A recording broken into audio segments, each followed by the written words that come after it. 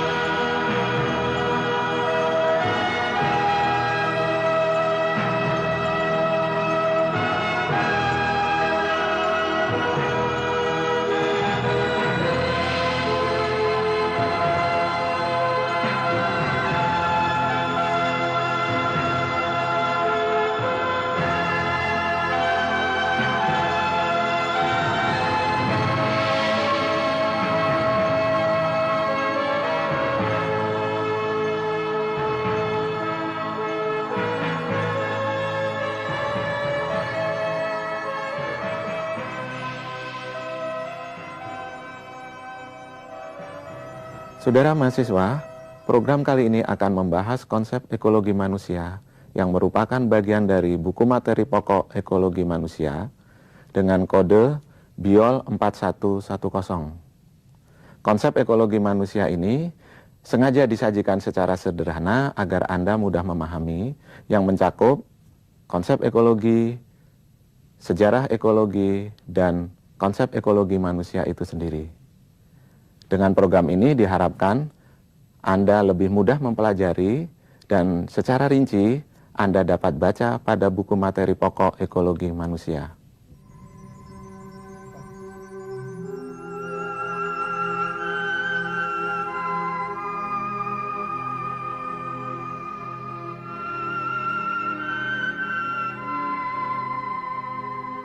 Alam semesta di mana bumi dan manusia berada merupakan totalitas dari segenap unsur pengada, baik biota maupun abiota.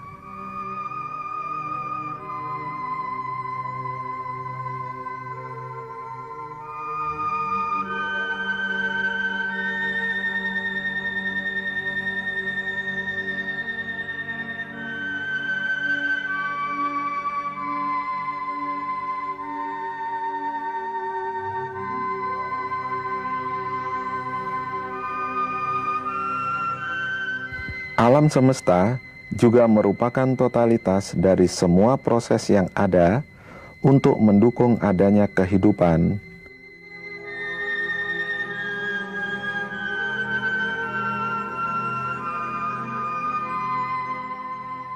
seperti tatanan di bumi berupa gunung api yang dapat membawa kesuburan budidaya pertanian dan hujan yang menyuburkan kehidupan di bumi.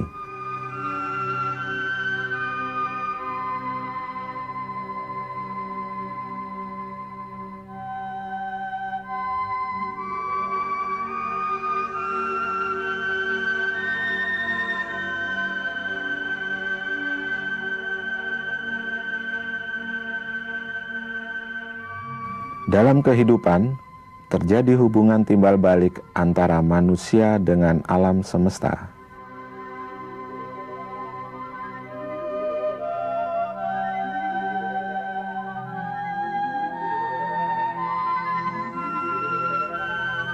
Dalam hubungan timbal balik itu, manusia sebagai makhluk hidup memperoleh suatu manfaat dan juga risiko dari alam semesta.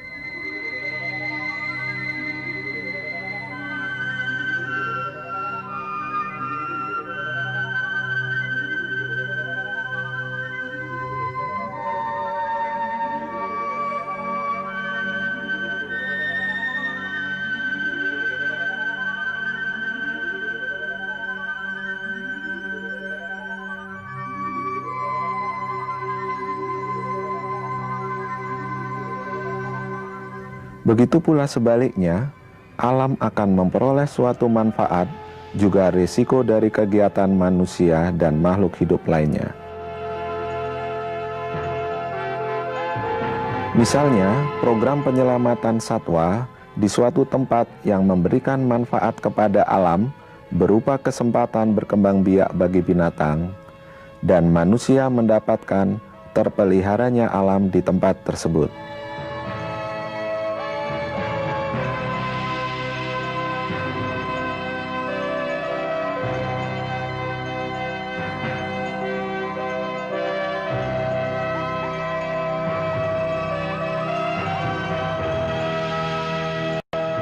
Proses hubungan timbal balik ini terjadi terus-menerus selama adanya kehidupan. Seperti contoh yang terjadi pada kehidupan di ekosistem hutan mangrove yang dapat memberikan tempat bagi kehidupan yang saling berdampingan dan seimbang antara manusia, air, dan makhluk hidup lainnya.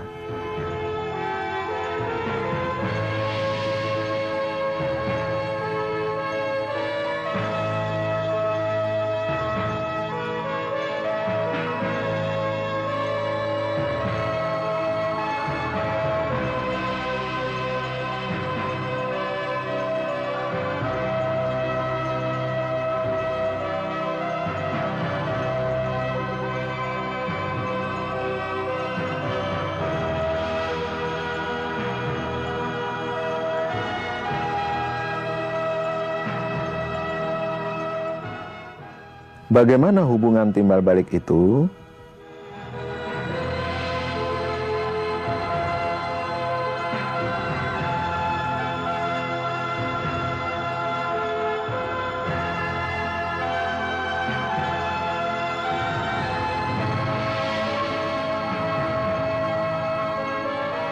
Dalam hubungan ini, makhluk hidup memperoleh suatu dari alam guna memenuhi kehidupannya.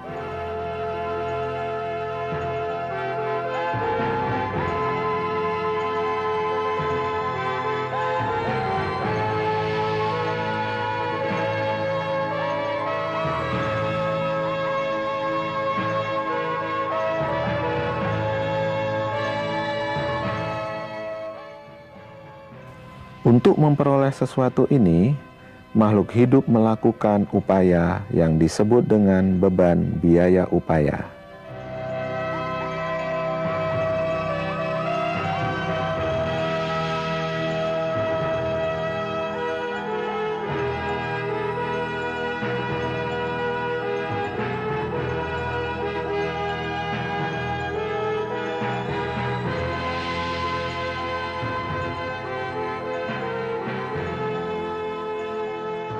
Saudara mahasiswa, jadi ekologi adalah ilmu yang membahas tentang rumah tangga makhluk hidup.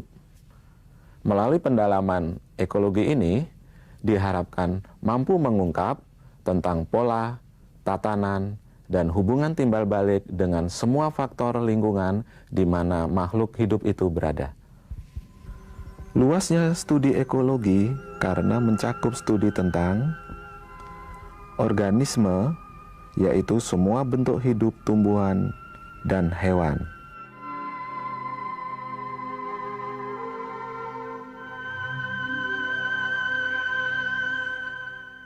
Kemudian, populasi, yaitu kelompok organisme sejenis yang hidup di kawasan tertentu.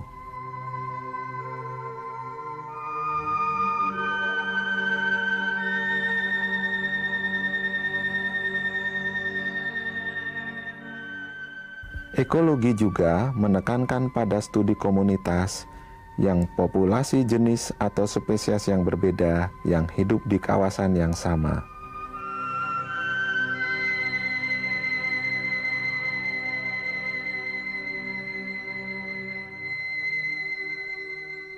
Ekosistem, yakni segenap komunitas dengan lokasi dan pengada abiota.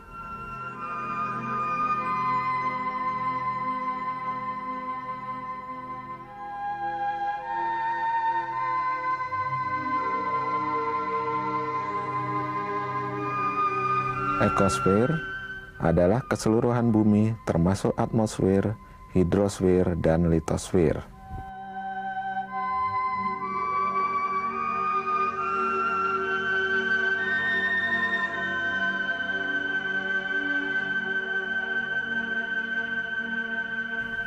Dalam sejarah ilmu pengetahuan dan falsafah tentang kehidupan, sebenarnya para pemikir Yunani sejak dulu kala seperti Hippocrates dan Aristoteles telah mewarnai ajarannya dengan konsep ekologi.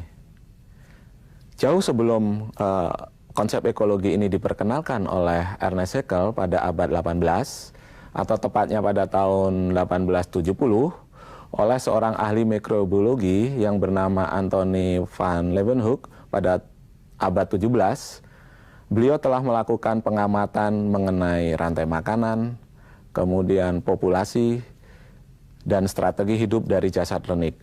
Tentunya semuanya ini merupakan fenomena penting dalam konsep ekologi. Ilmu ekologi kini berkembang melalui perhatiannya pada dua bidang studi, yaitu studi satu jenis makhluk hidup yang disebut dengan autekologi, seperti studi yang memusatkan perhatian pada satu jenis satwa saja.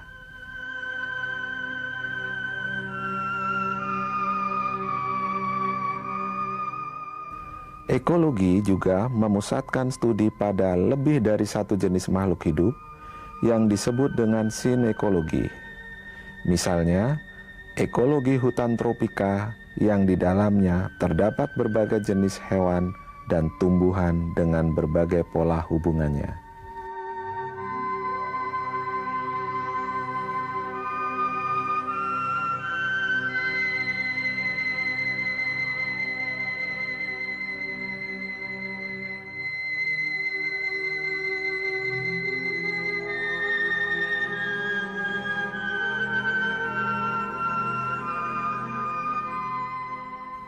Dengan merebaknya isu lingkungan pada tahun 1970-an, ekologi pada saat itu mulai dilihat sebagai ilmu tersendiri yang multidisiplin, yang mengaitkan berbagai proses fisik dan hayati.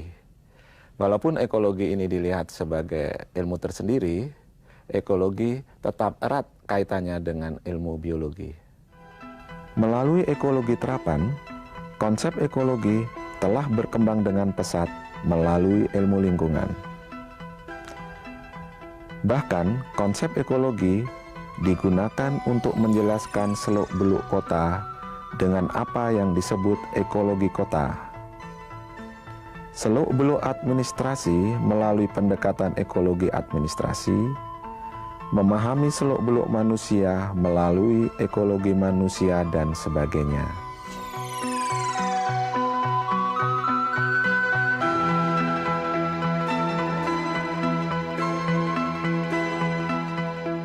Peningkatan aktivitas manusia dalam berinteraksi dengan alam menuntut manusia memahami alam melalui ekologi manusia.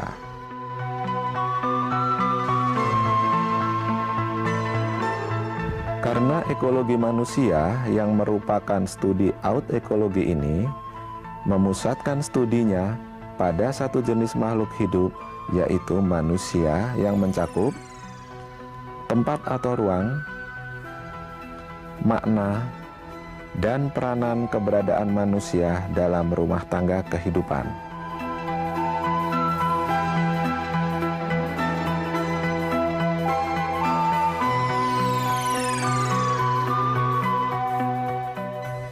Seperti halnya pada ekologi, ekologi manusia juga mempelajari hubungan timbal balik antara makhluk hidup, dalam hal ini manusia, dengan seluruh komponen lingkungan hidup di mana manusia berada dan berperilaku maupun berkepentingan.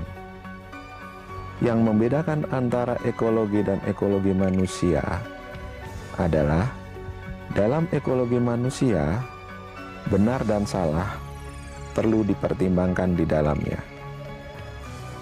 Pertimbangan benar dan salah ini didasarkan atas penilaian untung rugi bagi manusia dan makhluk hidup lainnya. Manusia sebagai makhluk sosial tidak dapat hidup terpisah secara individu. Manusia selalu berkeinginan untuk tinggal bersama dengan individu-individu lain. Di samping itu, alam atau lingkungan hidup pun tidak bisa lepas dari keberadaan manusia. Karena pada dasarnya, manusia adalah pengelola dan penjaga lingkungan. Dengan akal budinya, manusia mampu untuk membentuk lingkungan sosial budaya atau sosiosistem di ruang lingkup keberadaan dirinya.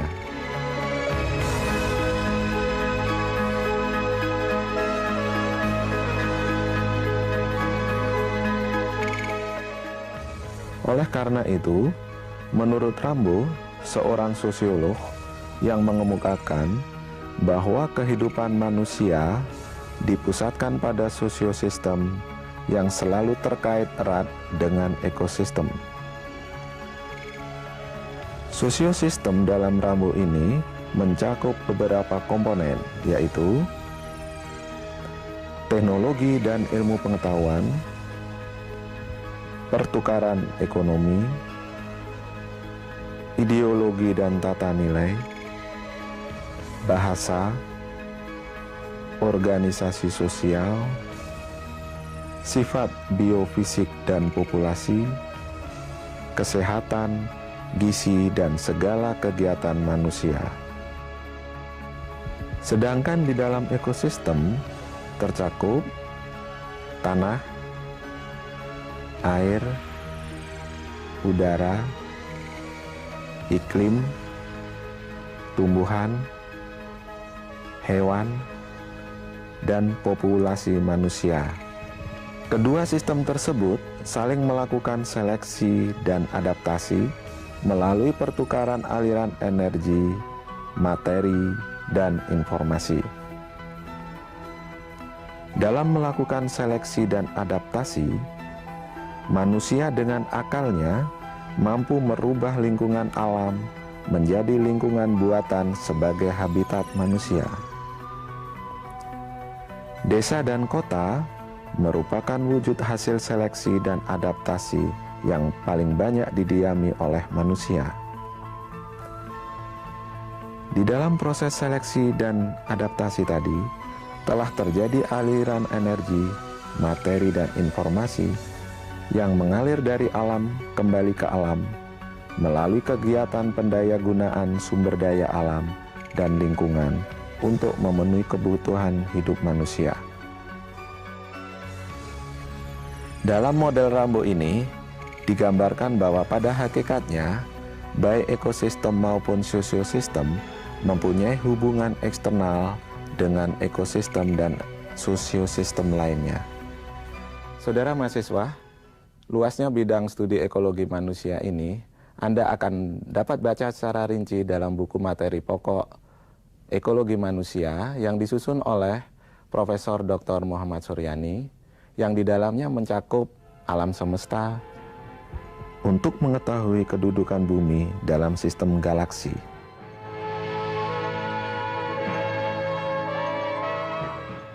Bumi dan kehidupan untuk mengetahui habitat di mana manusia dan makhluk lain hidup.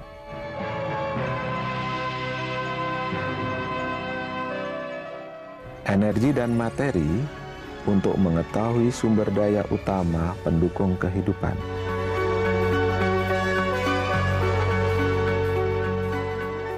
Keanekaragaman untuk mengetahui pendukung utama keseimbangan lingkungan.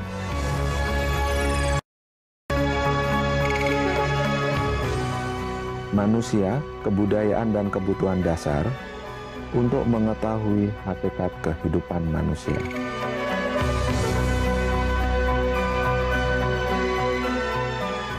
Ilmu pengetahuan, teknologi, dan pembangunan.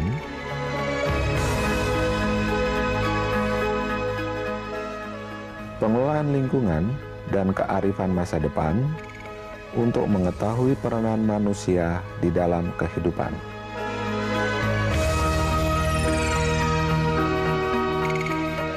Saudara mahasiswa, pentingnya pemahaman akan ekologi, khususnya ekologi manusia, diharapkan dapat menambah kesadaran kita semua akan keseimbangan alam atau keseimbangan ekosistem. Pemahaman ini sangat mendukung penerapannya pada pembangunan berkelanjutan atau pembangunan yang berwawasan lingkungan. Khususnya tentunya adalah di era otonomi daerah. Semakin kita mempelajari alam, semakin kita merasakan bahwa Allah itu maha besar, Allah itu maha pencipta, Allah maha pemelihara segalanya. Untuk meningkatkan pemahaman ini, Anda dimohon mempelajari lebih seksama modul ekologi manusia. Demikianlah tayangan video ini. Mohon kepada para mahasiswa untuk membuat resume dari apa yang kalian telah simak dan kalian dengarkan, dan nanti kalian silahkan dikumpulkan lewat email atau lewat WhatsApp. Terima kasih atas perhatiannya. Assalamualaikum warahmatullahi wabarakatuh.